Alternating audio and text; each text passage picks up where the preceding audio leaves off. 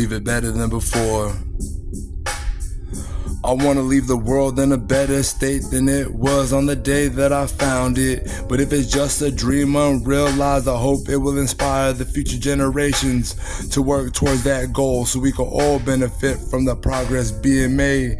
Just in case you return to this place with a different name, and a new face will be embraced with a love that is truly unconditional. But until that day comes, I'll be praying for a miracle, because without God's help, we're all doomed to live this life and the next life the same, completely miserable. And I know how bad that sounds. Maybe my outlook on the situation is a tad bit cynical.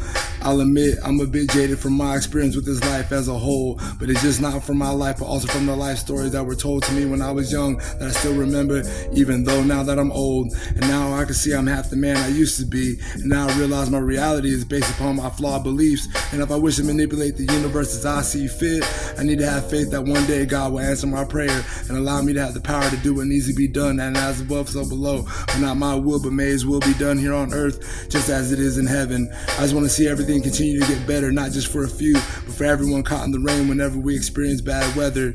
And this is for my people stuck outside during the blizzard, who survived last year's winter only by the grace of God in a giant igloo full of liquor. The picture of perfection I wish to paint is relative to the eyes of the beholder. I don't know what that means, but what I mean is I wish winter was less colder than the hearts of the heartless people in power, who sit on the top floor of the pyramid figuratively, but literally dwell inside the room on the top floor of some tower, so they could look down on us as if they were the Hindu deity Hanuman, looking down on mankind for treating their brothers and sisters like strangers from a foreign land. It's hard to understand how a wealthy few could be so cruel and use greed as a tool on the capitalist construction site, and despite the profits made, they can't seem to make enough money.